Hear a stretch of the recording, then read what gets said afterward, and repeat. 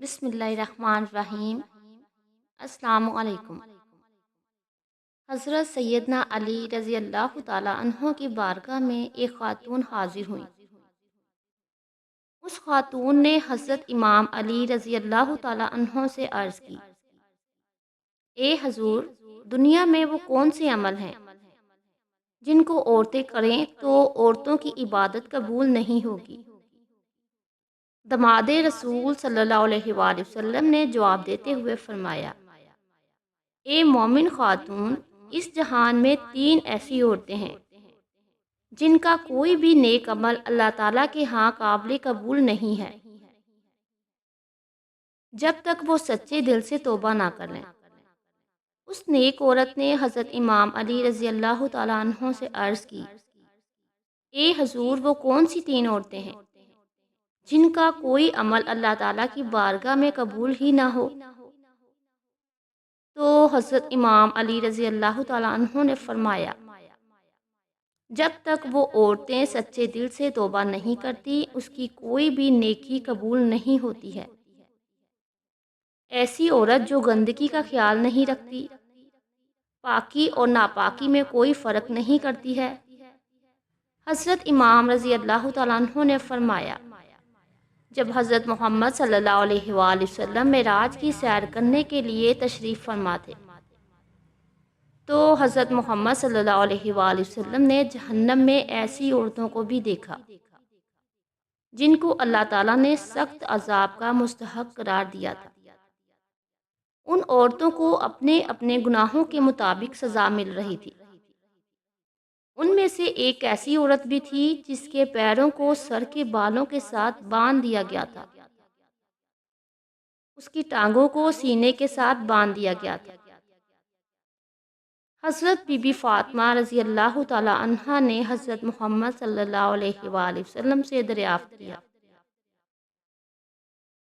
کہ اللہ کے نبی صلی اللہ علیہ وآلہ وسلم، وہ عورت جس کے پاؤں، سر اور ٹانگیں جسم کے ساتھ باندھے ہوئے تھے، اس عورت کا ایسا کیا گناہ تھا جس کی وجہ سے عورت دردناک عذاب میں مبتلا کی گئی؟ تو حضرت محمد صلی اللہ علیہ وآلہ وسلم نے فرمایا، اے میری پیاری بیٹی فاطمہ،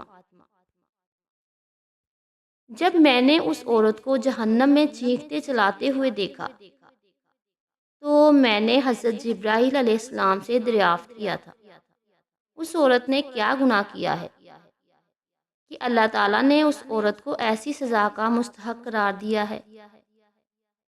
حضرت جبرائیل علیہ السلام نے فرمایا، اے اللہ کے نبی صلی اللہ علیہ وآلہ وسلم، یہ عورت ناپاک رہا کرتی تھی، یہ پاکی اور ناپاکی میں کوئی فرق نہیں رکھتی تھی۔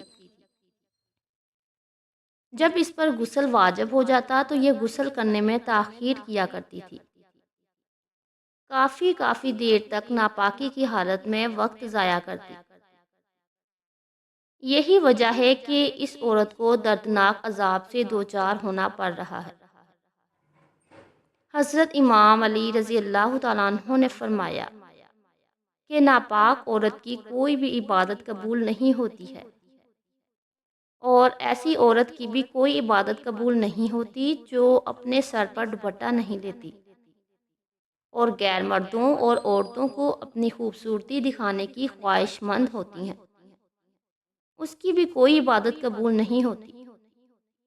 جو عبادت کے دوران اپنے سر کو اچھی طرح سے نہیں ڈھانپتی، ایسی عورتوں کو یہ بات اچھی طرح سے جان لینی چاہیے کہ یہ خوبصورتی ہمارے کسی کام نہیں آئے گی، بلکہ یہ الٹا ہمارے اوپر گناہ ہوگا۔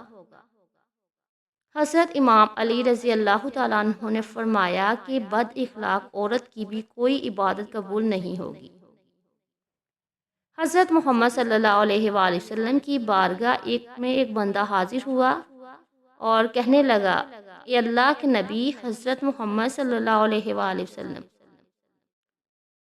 میرے علاقے میں ایک ایسی عورت رہتی ہے جو کہ بہت نیک اور پرہیزگار ہے۔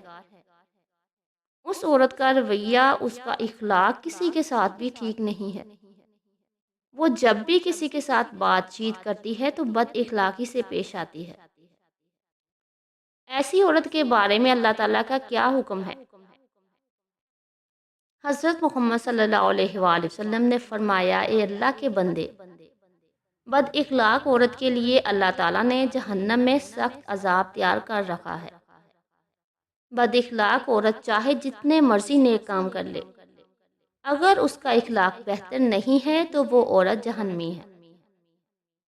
حضرت محمد صلی اللہ علیہ وآلہ وسلم کا فرمان ہے، تم میں سے بہتر وہ ہے جس کے اخلاق اچھے ہیں۔ ایک اور بندہ حضرت محمد صلی اللہ علیہ وآلہ وسلم کی بارگاہ میں حاضر ہو کر کہنے لگا، اے اللہ کے رسول صلی اللہ علیہ وآلہ وسلم، میرے محلے میں ایک ایسی عورت رہتی ہے جس نے کبھی بھی کوئی نیک کام نہیں کیا، اور اس عورت کا اخلاق ہر انسان کے ساتھ بہت اچھا ہے۔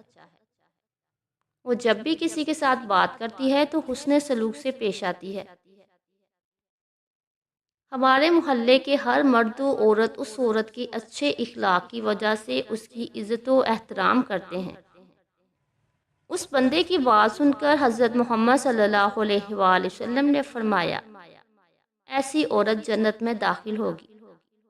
اللہ تعالیٰ سے دعا ہے ہمیں نیک کام کرنے کی توفیق عطا فرمائے، آمین، اور اپنے پیارے نبی حضرت محمد صلی اللہ علیہ وآلہ وسلم کے بتائے ہوئے احکامات پر چلنے کی توفیق عطا فرمائے۔